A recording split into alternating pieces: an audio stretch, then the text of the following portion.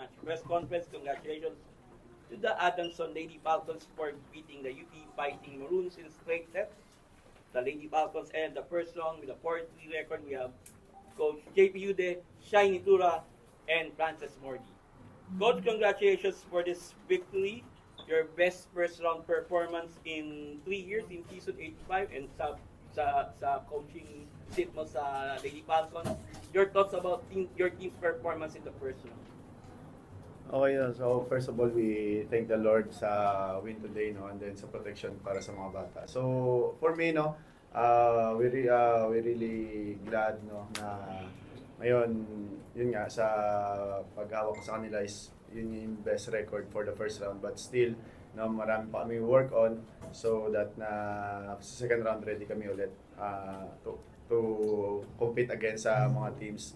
So yun, so I really happy and blessed talaga sa performance namin ngayon, especially sa mga bata. I'm really proud of them on how they respond in every situation. No? So sa mga nangyayari, there is so many challenges talaga na nangyayari, pero on how we respond doon talaga kami. Kasi yung, sabi nga lagi ni-remind ko sa kanila, it's always about the test of our character. Kasi yung skills nandiyan naman, kaya natin trabaho, but always yung character talaga during in bad situation on how we respond properly. Thank you to Frances. 16 of 34 attacks, 1 block, 7 digs, and 5 extra interceptions. Looks like you're getting better and better by the day, but of course there's still a lot of room to improvement. So what can you say about your first round performance individually and as a team? What can you say?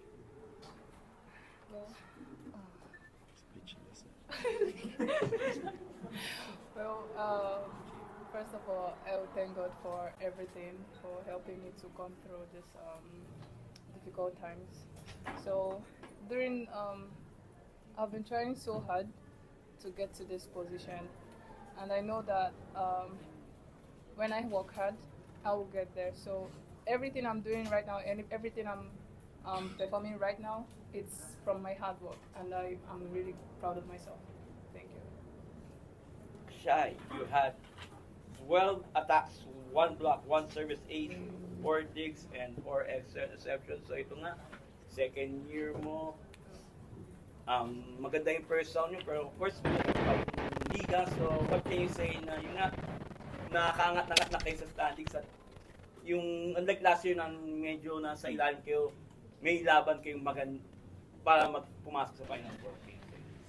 Firstly po, thank you rin sa panalo kasi we never expected naman to.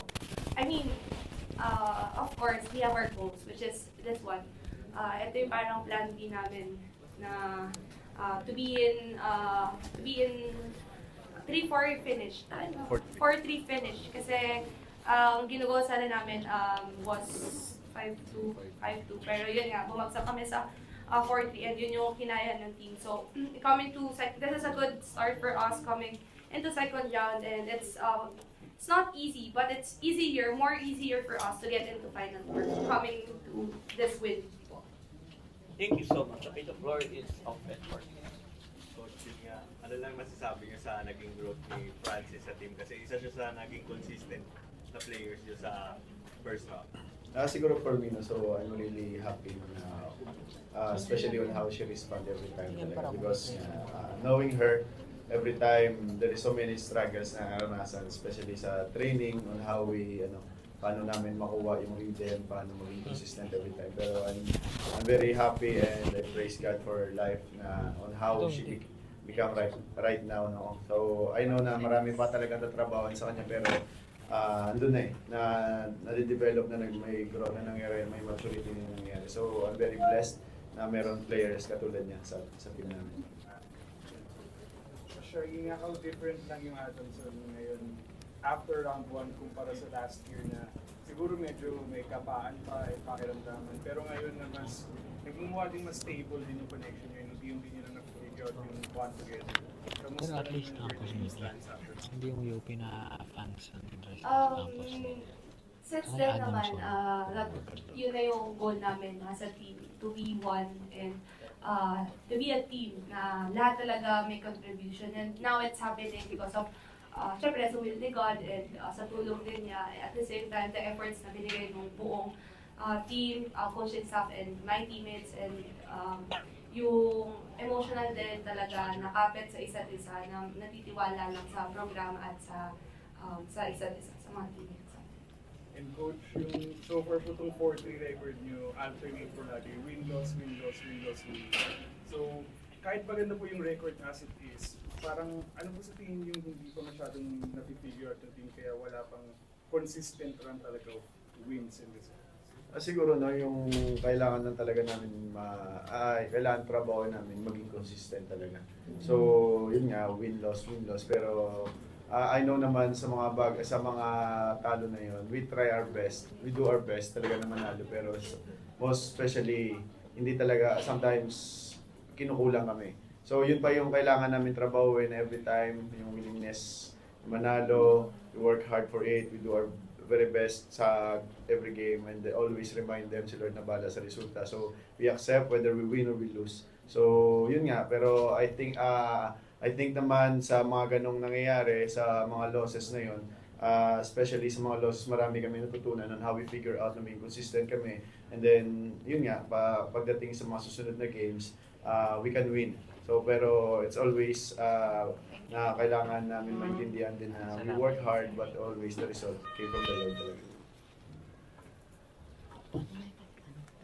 Kung ito na second round na ang ganda stand nyo ngayon kasi tabla kayo ng FPU and USD sa 40, pero sa second round one loss could go down, everything, one win could move up. So your thoughts sa second round, especially medyo lahat ng teams naka-adjust na. Okay, so siguro no, for us no, we do our part, ang trabaho talaga namin every time no. So I know na it's a very crucial game pagdating na sa second round kasi wala nang bawi, wala nang susunod na round, pero syempre we do our best, we go back sa training namin, kung ano pa yung mga lapses, ano pa yung mga kulangan namin, we work on it. Okay, so that na pagdating sa second round, we are ready and we are ready to get the win every time.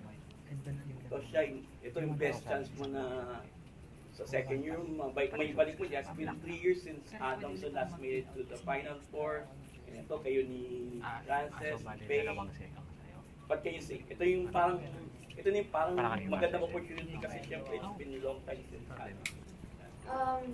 In my mind naman, and I think that's what we think din as a team, it's God's will talaga. We just keep doing our part, just doing yung hard work, yung work na kailangan namin, and ano yung maging resulta ng mga ginagawa naming efforts. It's God's will na talaga kung ano yung ibibigay niya sa amin, and we just have to accept and respond well to it. Congratulations, Coach JP, Shai, and Frances. We wish you luck second round and stay healthy. Thank you.